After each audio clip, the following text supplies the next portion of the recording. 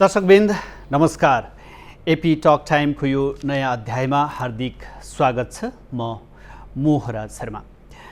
यति बेला विश्व कोरोना संक्रमणको सन्तासमा छ र त्यसको चपेटामा हामी पनि परेका छौँ।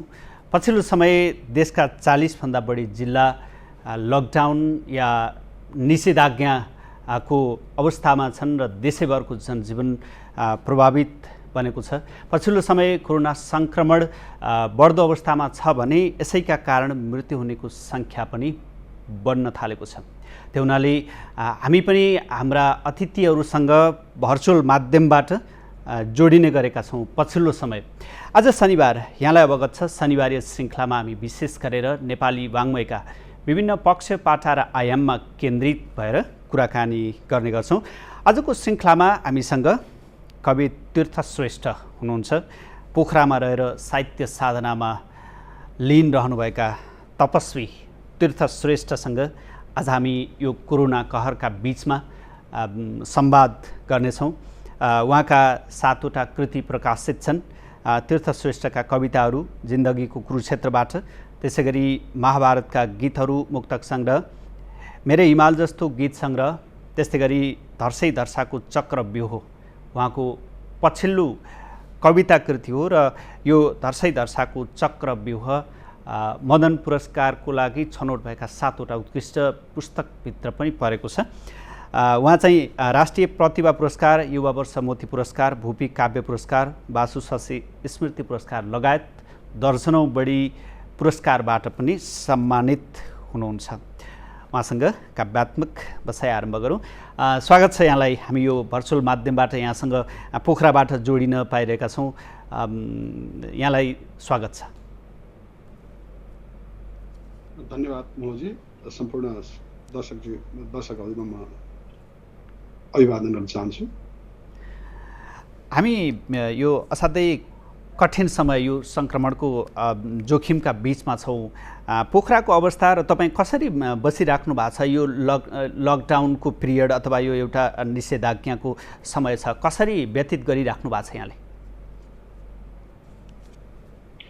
अब जीवन एक हिसाबले स्वैच्छिक कैदमा बिताएको छु जस्तो। हजुर। आफूलाई सुरक्षित राख्नका निम्ति आफ्नै स्वेच्छाले कैद वर्णन गरे जस्तो अवस्थामा बसिएको छ। हजुर। अब घरबाट बाहिर निस्कने कुरा अलिक कम, निस्केकै छैन त्यो पनि होइन, तर हिजो अस्ति जसरी निस्किन्थ्यो, काम नभइकन घरबाट बाहिर निस्कने काम चाहिँ भएको छैन। घरमा बसेको छु। अब सामान्य पठन पाठन, अध्ययन गर्ने, विभिन्न टेलिफोनका माध्यमबाट, मोबाइलका माध्यमबाट, यो सामाजिक सञ्जालका माध्यमबाट साथीभाइहरूसँग कुरा गर्ने, देशका अहिलेका समस्याहरूका विषयमा विमर्श गर्ने, यस्तै ढङ्गले मैले दिन काटेको छु। हुन त एक हिसाबले चौतर्फी त्रासको समय छ र यससँगै हामीले अपनाउनु पर्ने सावधानी र सतर्कता पनि उत्तिकै छ। यद्यपि यसका बीचमा पनि साहित्य स्रष्टा अथवा लेखकहरूका लागि यो समय एक हिसाबले त्यो रचनात्मक अथवा आफ्नो त्यो लेखन क्षमतालाई तिखार्ने समय र त्यसमा सफल अभ्यास गर्ने बेला पनि हो। यहाँको यो समय एक हिसाबले हामी झन्डै 6 महिना जति यही अप्ठ्यारो समयमा छौँ। यो समय कतिको फलीभूत भयो साहित्यिक सिर्जनाको हिसाबले? मलाई खासै त्यस्तो उल्लेखनीय लेखनका दृष्टिकोणले उल्लेखनीय प्राप्ति भएको छैन। सुरुका दिनहरूमा यो लकडाउन सुरु भइसकेपछि सबैभन्दा गाह्रो कुरा के भयो भन्दा के हुने हो, देशमा के हुने हो, देश बाहिर बसेका आफन्तहरूलाई के हुने हो र संसार कहाँ जाने हो भन्ने एक प्रकारको सन्तास, एक प्रकारले त्यसका विषयमा चिन्तन र त्यसका विषयमा अनुमान लाउने र त्यसका विषयमा बुझ्ने कोसिस, के हो त यो कोरोना भनेको भनेर बुझ्ने कोसिसहरूमा बढी व्यतीत भयो। खासै उल्लेखनीय सृजना गर्न सकिएन। त्यसपछिको समय चाहिँ केही कविताहरू सृजना गर्न सकेको छु, केही गजलहरू सृजना गर्न सकेको छु र एउटा सोचमा आएको छु एउटा आख्यानमा हातालुकी भनेर त्यसका निम्ति कोसिस गरिराखेको छु। पछिल्लो कालखण्डमा हुँदा कोरोनाको जति सन्तास थियो त्यो अलिक कम भएको छ। हुन त कोरोनाको संक्रमण अहिले बढेको छ तर सुरुका दिनमा एकदमै अपरिचित कुनै भयावह चिजबाट छोपिएको हो कि जस्तो पनि भयो। त्यसकारण एक प्रकारले मानसिक रूपले अशान्त विचलनको अवस्थामा, हुन त अहिले पनि एक प्रकारको मानसिक विचलन छ। मुलुकमा के हुने हो, भोलिका दिनमा हाम्रो देशको अर्थतन्त्र के हुने हो, हाम्रो सामाजिक रीतिथिति के हुने हो, हामी कहाँ पुग्छौँ भन्ने एक प्रकारको चिन्ता अहिले पनि छ। त्यही पनि त्यही चिन्तालाई पनि आफ्नो सृजनाका माध्यमबाट अभिव्यक्त गर्ने कोसिस मैले गरेको छु। र केही हदमा केही नयाँ कविताहरू लेख्ने, केही नयाँ गजलहरू लेख्ने र आख्यानका निम्ति एउटा सोच बनाएको अवस्था हो अहिले। कोरोनाको कहरपछि संसारभरि मृत्युको एउटा सन्तास पनि छायो। यो मृत्युको सन्तास सँगै जीवन त अजम्बरी छैन, हामीले देखेकै छौँ। त्योसँग जोडिएर मलाई एउटा कविता लेख्न मन लाग्यो। मैले यो कविताको नाम राखेको छु एक दिन।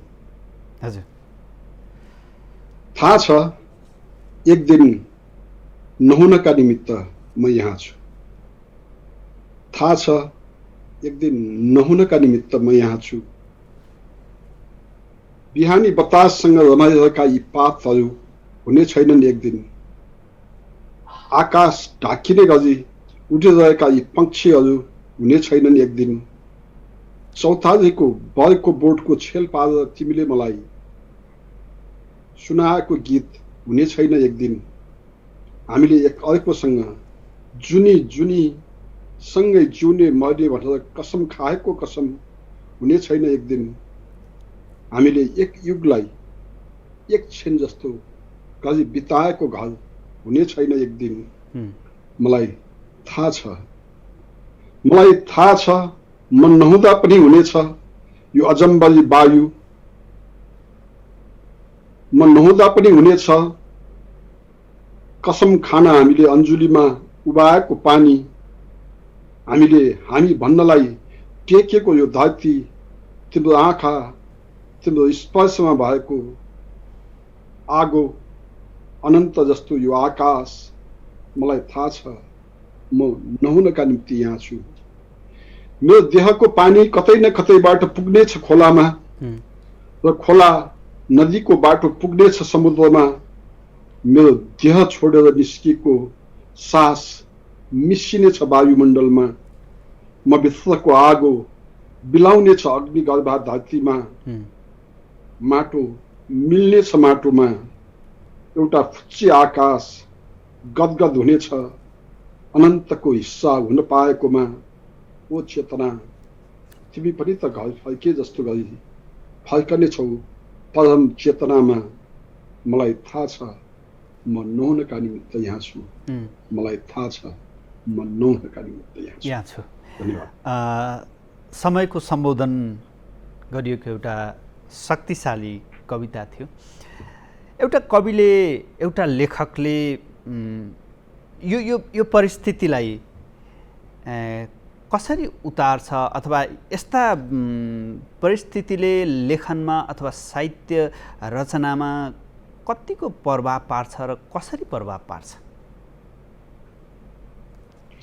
अन्त साहित्य भनेको जीवनकै प्रतिबिम्ब हो। जीवनबाट साहित्य अलग हुन सक्दैन।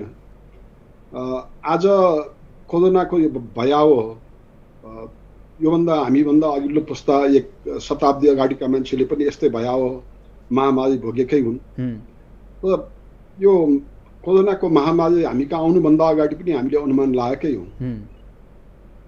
मान्छेले सधैँ एउटा प्रकृतिसँग एउटा विभेदमा राख्यो मान्छेले आफूलाई।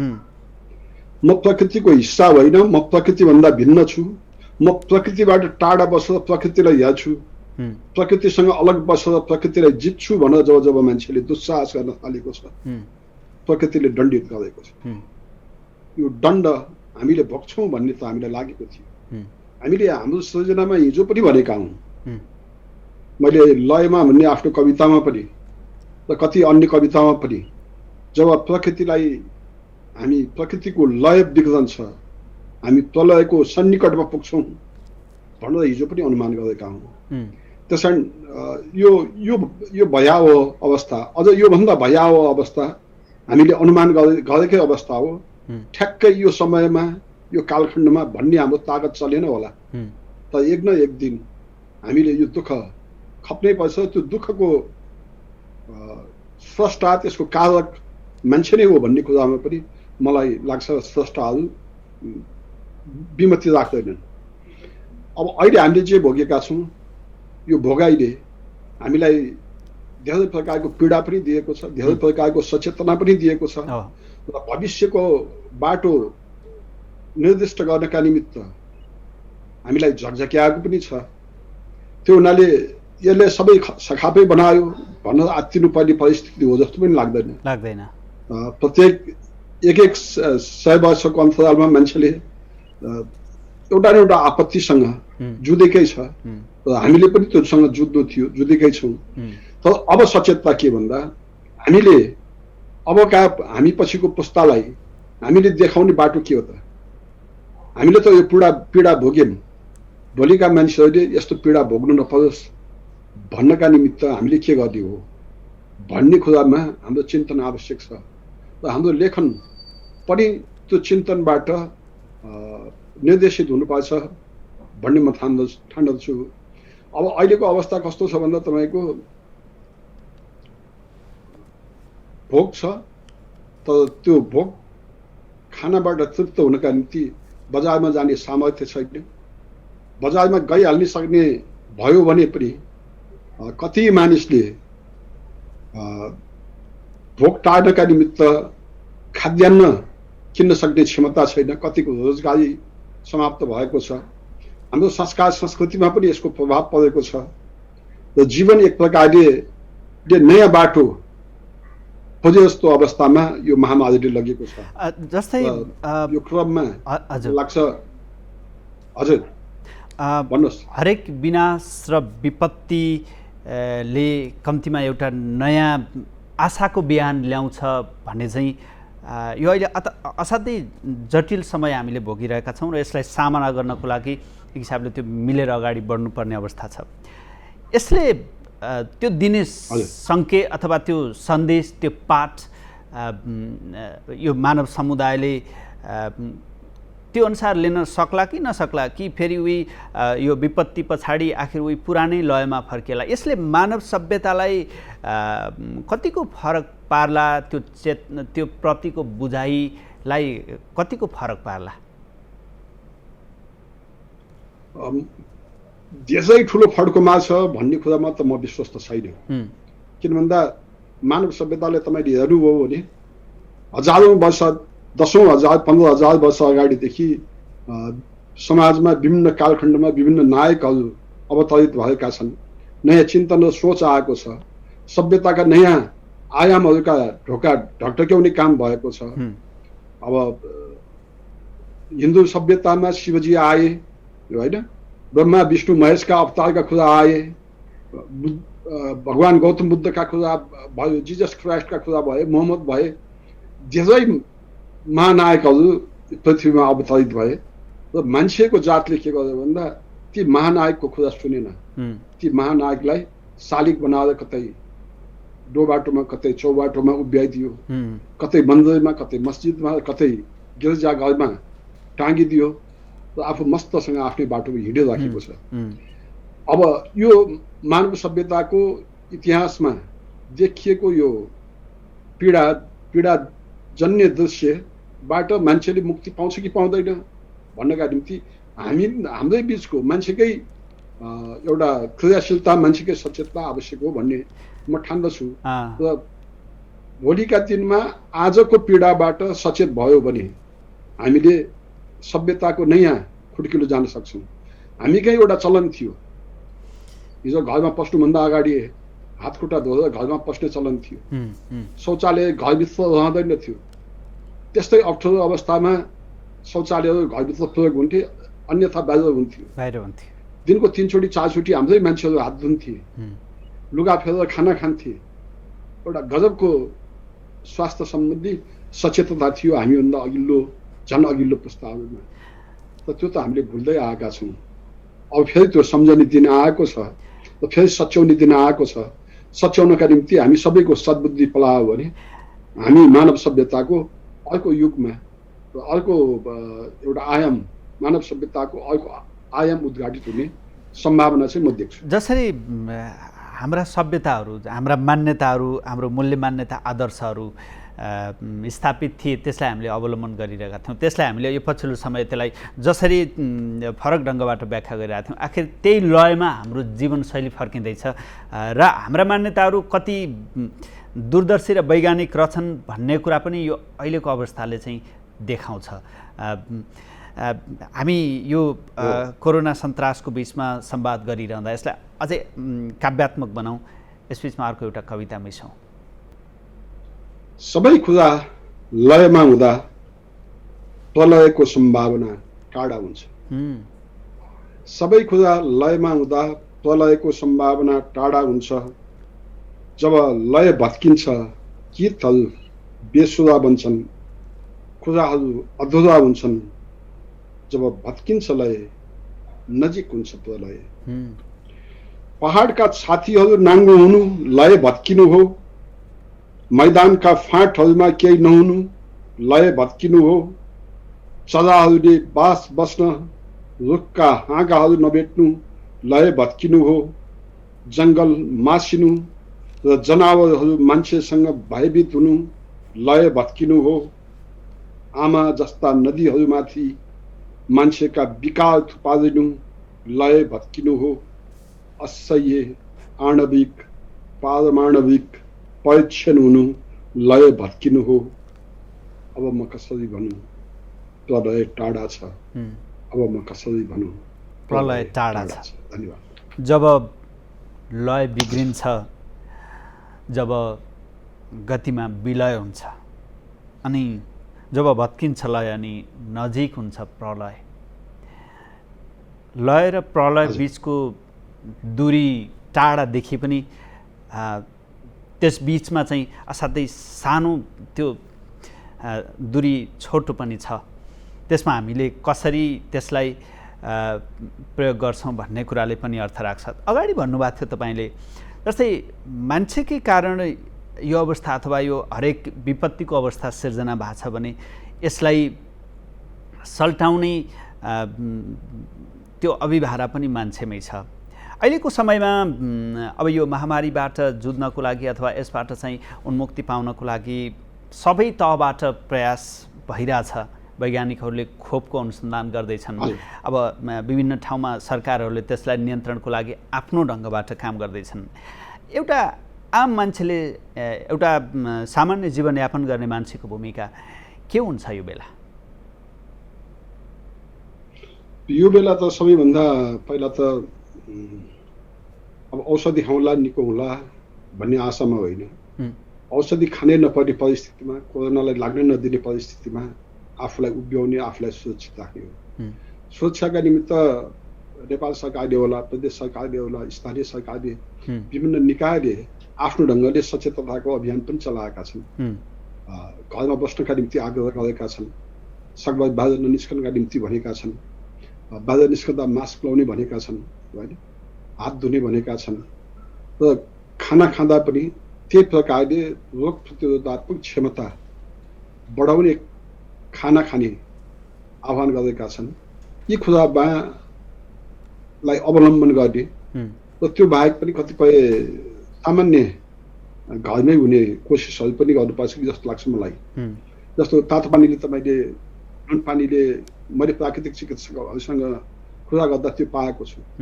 नुन पानीले कुल्ला गर्ने, तातो पानीमा निम, अब त्यसपछि तुलसी हालेर त्यसको बाफ लिने, कागती पानी खाने, जलनेति गर्ने जस्ता यी चिजहरूले गर्नाले कोरोना भएका मानिसहरू पनि निको भएको अवस्थामा छ। जस्तो गण्डकी प्रदेशको यो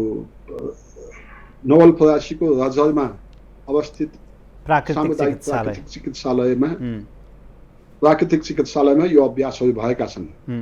म स्वयं पनि प्राकृतिक चिकित्सालय निर्माणमा संलग्न भएको नाताले यसमा अलिकति सम्बद्ध भएको हुनाले पनि मलाई यी कुराहरू विश्वसनीय लागेका छन्। म आफूले घरमा पनि यो अभ्यास गरेको छु। बिहान उठेपछि तातो पानीको बाफ लिने, निम पानी निम र तुलसी हालेर त्यसको बाफ लिने, कहिलेकाहीँ पानी कुल्ला गर्ने, कागती पानी लिने, यो अभ्यासहरू चाहिँ मैले कोरोनाबाट टाढा हुनका निम्ति पनि सहयोगी हुन्छ भनेर यी अभ्यासहरू गरिराखेको छु।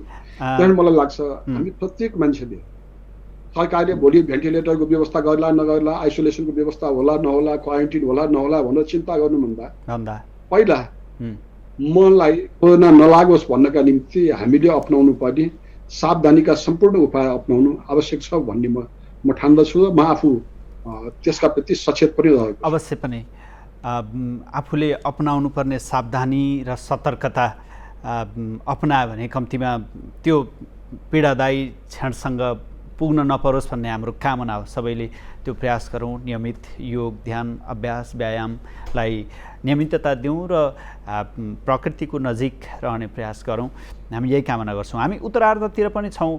जस्तै तपाईँले अगाडि भन्नुभयो कोरोनाको ग्राफ बढेको छ तर त्यो डर कम भएको छ। जब लकडाउन सुरु भएको थियो त्यो बेलामा त्रास असाध्यै माथि थियो, सङ्क्रमण कम थियो, तर पछिल्लो समय सङ्क्रमण बढिरहेको छ र त्यो सङ्क्रमण र मृत्युदर बढेसँगै अहिले फेरि चाहिँ त्रासको ग्राफ पनि माथि उठ्ने अवस्थामा छ। यो समयमा रचनात्मक भएर त्यो अवस्थाबाट टाढा रहन, त्यो मनोविज्ञानलाई त्यो त्रासबाट टाढा रहनको लागि लेखन, चिन्तन, पठन पाठनमा कसरी केन्द्रित गर्न सकिएला?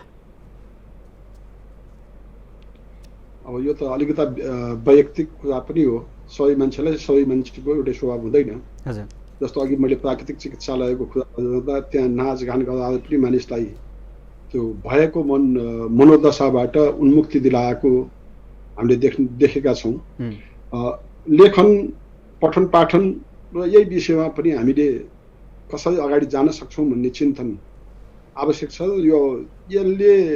यसका निम्ति के हो भन्दा एउटा त तपाईको मनोदशालाई स्वस्थ राख्नका निमित्त, भयबाट मुक्त राख्नका निमित्त कतै अर्को ठाउँमा इङ्गेज गराउनु पर्ने आवश्यकता हो। त्यो इङ्गेज गर्ने सबैभन्दा राम्रो बाटो भनेको आफ्नो अभिरुचिको विधामा को अध्ययन, कसैले इतिहासको अध्ययन गरिराखेको होला, कसैले धार्मिक ग्रन्थहरूको अध्ययन गर्ने होला, कसैले सामाजिक ग्रन्थहरूको अध्ययन गर्ने होला।